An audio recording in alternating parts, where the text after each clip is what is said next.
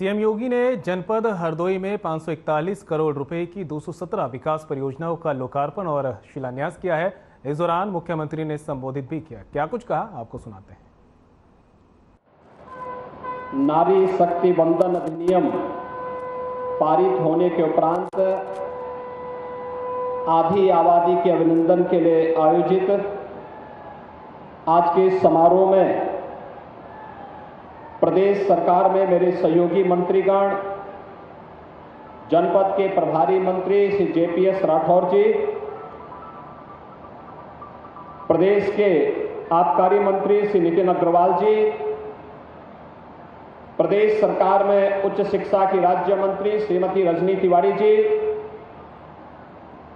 माननीय सांसद श्री अशोक रावत जी, श्री जयप्रकाश रावत जी, डॉक्टर अशोक वाजपेयी जी, पूर्व सांसद श्री नरेश अग्रवाल जी, भारतीय जनता पार्टी के जिला के अध्यक्ष सुरजीत सिंह बब्बन जी, जिला पंचायत अध्यक्ष श्रीमती प्रेमावती वर्मा जी, माननीय विधायकगण श्री माधवेंद्र प्रताप सिंह राणो, श्री श्याम प्रकाश जी, श्री प्रभास कुमार जी, श्री आशीष सिंह आंसू जी, श्री रामपाल वर्मा जी, श्रीमती अलकार कुवंशी जी, विधान परिषद के माननीय सदस्य श्री अविनाश कुमार सिंह जी, अशोक अग्रवाल जी, महिला मोर्चा की जिला के अध्यक्ष श्रीमती अलका गुप्ता जी, आज के इस कार्यक्रम में उपस्थित जनपद हरदोई से जुड़े हुए सभी उपस्थित भाइयों और बहनों, आज यहां पर नारी शक्ति वंदन अधिनियम के पारित होने के उपरांत आधी आबादी के अभिनंदन के लिए हम सब यहां पर उपस्थित हुए हैं। मैं इस अवसर पर इतने प्रातःकालीन सत्र में ही इतनी भारी संख्या में आपके यहां पर आगमन के लिए आप सभी का हृदय से अभिनंदन करता हूं, आप सबका स्वागत करता हूं। इस अवसर पर आप लोगों के ही बहाने जनपद हरदोई को 541 करोड़ रुपए की परियोजनाओं का उपहार लोकार्पण और शिलान्यास के रूप में उपलब्ध हो रही है। मंचस्थ अपने माननीय जनप्रतिनिधियों को धन्यवाद देते हुए जनपद हरदोई वासियों को इसके लिए मैं हृदय से बधाई देता हूं। भाइयों बहनों, हम सब जानते हैं कि आधी आबादी को सम्मान और सशक्तिकरण देकर कोई भी समाज सशक्त नहीं हो सकता और कोई भी राष्ट्र समर्थ नहीं हो सकता। प्रधानमंत्री मोदी जी ने 2014 में इस बात को बहुत नजदीक से समझा था और इसीलिए देश के अंदर आजादी के बाद पहली बार देश के राजनीतिक एजेंडे का हिस्सा महिलाएं बनी थी। देश की योजनाओं का आधार महिलाओं को केंद्र में रख करके बनाया गया था। आप देखेंगे एक एक योजना आज देश की आधी आबादी को केंद्र में रख करके उन्हें ध्यान में रख करके बनाई जा रही है। इन योजनाओं में अलग अलग प्रकार से उनकी सुरक्षा से जुड़ी हुई योजनाएं भी हैं, उनके सम्मान से जुड़ी हुई योजनाएं भी हैं, उनके स्वावलंबन से जुड़ी हुई योजनाएं भी हैं और इन योजनाओं को प्रभावी ढंग से लागू करने के लिए, उनके क्रियान्वयन के लिए, उनके एक निश्चितकालीन समीक्षा करने के लिए डबल इंजन की सरकार लगातार कार्य कर रही है। आज उसी का परिणाम है कि जनधन अकाउंट से लेकर के देश के अंदर नारी गरिमा की प्रतीक बने हुए हर घर शौचालय की योजना हो या फिर हर उस परिवार का जिसने आजादी के बाद अपने स्वयं के सिर को ढकने के लिए छत नहीं प्राप्त कर पाया था, उसे आवास देने का कार्यक्रम हो या फिर 5 लाख रुपए की स्वास्थ्य बीमा का कवर के लिए आयुष्मान भारत की योजना, या फिर इन्हीं सभी कृषि क्रम को आगे बढ़ाते हुए जिन लोगों ने कभी बिजली के दर्शन नहीं किए थे उन गांवों में विद्युत की बिजली यानी वहां तक विद्युतीकरण करना और फिर फ्री में उन परिवारों को विद्युत के कनेक्शन उपलब्ध करवाने के कार्यक्रम हो। प्रभावी ढंग से जहां ये कार्यक्रम आगे बढ़े वहीं जीवन के प्रत्येक क्षेत्र में बेटियों को, बहनों को आगे बढ़ने का अवसर प्राप्त हो सके, इसके लिए सरकार के स्तर पर अनेक कार्यक्रम चलाए गए, अनेक योजनाएं प्रभावी ढंग से आगे बढ़ रही हैं। आज उसका परिणाम हम सबके सामने है। आज आप देख रहे होंगे एक सामान्य शिक्षक से लेकर के आज चंद्रयान की उड़ान तक के कार्यक्रम के साथ आधी आबादी जुड़ी हुई है। पंचायत से लेकर के स्थानीय निकाय तक पहले से ही उन्हें 33% आरक्षण की सुविधा का लाभ मिला था। अब प्रधानमंत्री जी ने यह व्यवस्था पुख्ता करती है कि परिसीमन के बाद जब नए परिसीमन के आंकड़े सामने आएंगे तो उस समय 1/3 सीटों पर महिलाओं को भी विधायक और सांसद बनने का अवसर प्राप्त होगा। इसके लिए आप सभी बहनों को हृदय से बधाई देने के लिए आज मैं स्वयं हरदोई जनपद में आया हूं। भाइयों बहनों, हम सब जानते हैं ये सभी कार्यक्रम आपके माध्यम से समाज के सशक्तिकरण और एक समर्थ और स्वावलंबी भारत निर्माण के लिए प्रधानमंत्री जी के द्वारा उठाए गए कदमों का परिणाम है। कौन नहीं जानता है। योजनाएं हमेशा बनती थी, लेकिन योजनाओं का लाभ एक गरीब को, एक किसान को, एक नौजवान को, महिलाओं को मिलना हमेशा एक चुनौती बनी रहती थी। अकेले पिछले 9 वर्ष के अंदर प्रधानमंत्री आवास योजना के अंतर्गत देश के अंदर जहां 4 करोड़ गरीबों को मकान मिले, प्रदेश में डबल इंजन की सरकार बनने के उपरांत अकेले हरदोई जनपद में ही 1,12,000 से अधिक परिवारों को एक आवास उपलब्ध कराने का काम भी किया गया। एक परिवार को चिन्हित करके, और मैं आज आपको इस बात के लिए आश्वस्त करने के लिए आया हूं कि भाइयों बहनों, जिन लोगों के पास जो जरूरतमंद हैं, जिनके पास अपना आवास नहीं है, उन्हें आवास उपलब्ध करवाने के लिए सरकार ने अब तक 1,12,000 परिवारों को आवास उपलब्ध करवाया है। जो बचे होंगे आने वाले समय में उनका भी नंबर आएगा, उनको भी आवास की सुविधा का लाभ अवश्य प्राप्त होगा। आपने देखा होगा पहले गरीब गांव में जिस जमीन पर अपना मकान या अपनी झोपड़ी रखता था, दबंग वहां से उसे हटा देते थे, उजाड़ देते थे।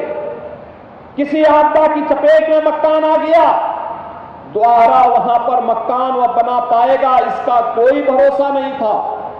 पहली बार प्रधानमंत्री स्वामित्व योजना के अंतर्गत जहां पर किसी गरीब का मकान है, जहां पर उसकी झोपड़ी है, उसका मालिकाना अधिकार भी उस जमीन का उसको प्राप्त होगा।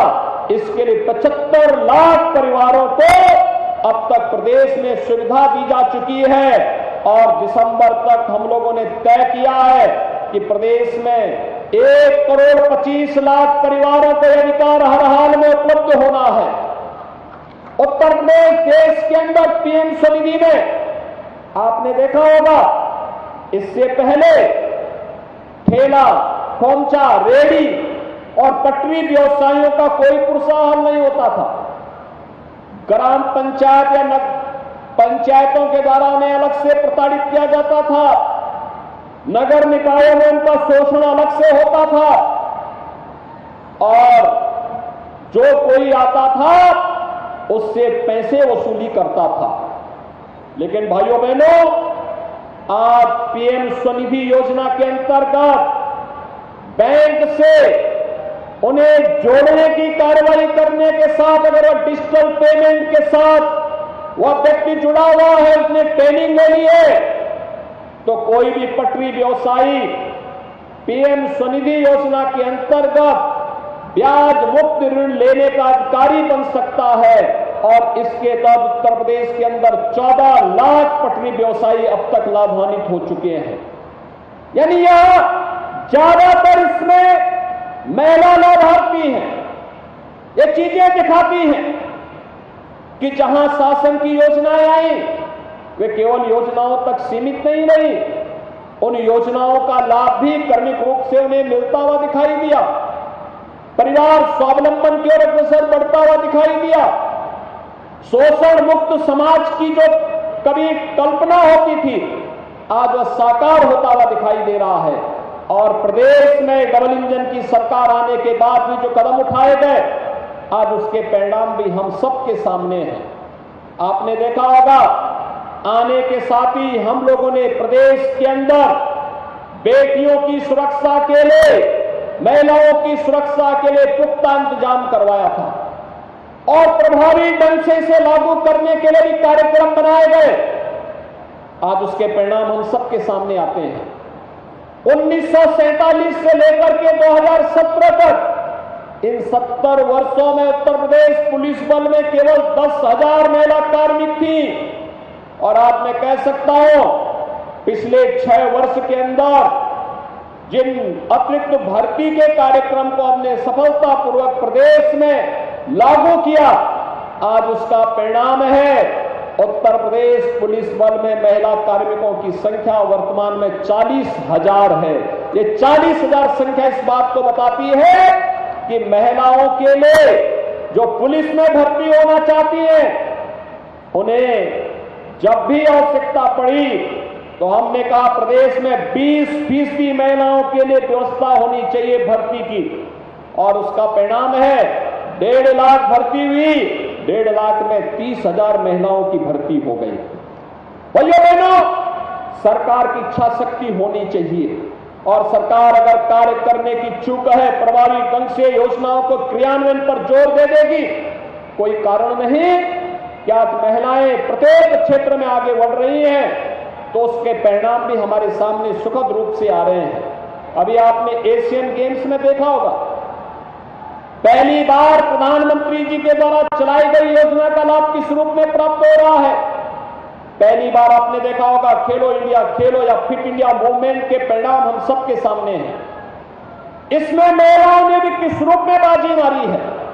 याद करना, भारत के अंदर भारत को एशियन गेम्स में जो गोल्ड मेडल मिले हैं, पहली बार भारत ने 100 का आंकड़ा पूरा किया। 111 मेडल भारत के खिलाड़ियों ने एशियन गेम्स में अर्जित किए। और उसमें भी वह बेटी जो वहां ये बोलती थी, जब उसे गोल्ड मेडल मिला और उसे पूछा गया कि भाई कि आप तो वहां पे जब दौड़ रही थी तो उस समय चाइना से काफी पीछे चल रही थी, अंतिम 30 सेकंड में उन्होंने पूरा पाला बदल डाला, परिणाम को बदल डाला। तो पारुल चौधरी ने एक ही बात कही थी, उन्होंने कहा कि मेरे सामने 2 लक्ष्य थे, एक देश के लिए मेडल जीतना और दूसरा मेडल जीत करके उत्तर प्रदेश पुलिस में डिप्टी एसपी के पद पर जाना। और भाइयों बहनों, राज्य सरकार ने भी तय किया है, हम लोग तय किए हैं कि जो भी खिलाड़ी ओलंपिक में, एशियन गेम्स में, कॉमनवेल्थ गेम्स में, विश्व चैंपियनशिप की किसी भी प्रतियोगिता में देश के लिए मेडल जीतेगा, राज्य सरकार मेडल के अनुसार उन्हें शासन की विभिन्न सेवाओं में समायोजन करने की व्यवस्था भी करेगी। हम लोगों ने इससे पहले ओलंपिक में मेडल जीतने वाली भारतीय टीम के खिलाड़ी श्री ललित उपाध्याय को उत्तर प्रदेश पुलिस में डिप्टी एसपी के पद पर पहले ही समायोजित किया है। और अब ये बेटियां वहां से मेडल जीत करके आई एशियन गेम्स में, उनके सम्मान समारोह की तैयारियां भी चल रही हैं। और प्रभावी ढंग से इन कार्यक्रमों को आगे बढ़ाने के लिए हम लोग आने वाले समय में हर एक क्षेत्र में जहां भी बेटियों को उचित अवसर प्राप्त होगा, उन्हें आगे बढ़ाने के लिए सरकार अपनी उन कार्य योजनाओं को आगे बढ़ाएगी। आज इसी का परिणाम है आपने देखा होगा बेसिक शिक्षा परिषद में बेटियों को और वहां पढ़ने वाले हर छात्र को आज वहां पर हम लोग उन्हें यूनिफॉर्म दे रहे हैं, बैग और बुक्स दे रहे हैं।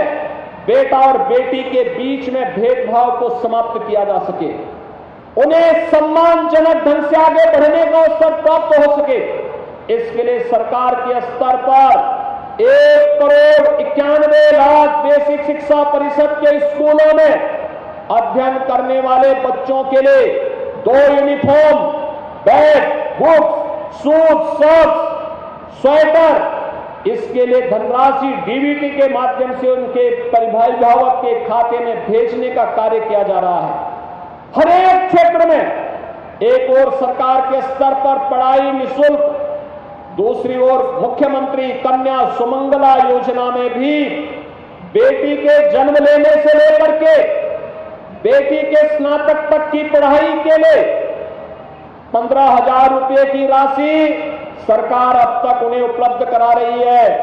लेकिन भाइयों बहनों, हम लोगों ने तय किया है नए सत्र में यह 15,000 की राशि 25,000 रुपए बढ़ेगी। 25,000 रुपए के बजट की व्यवस्था कर दी गई है।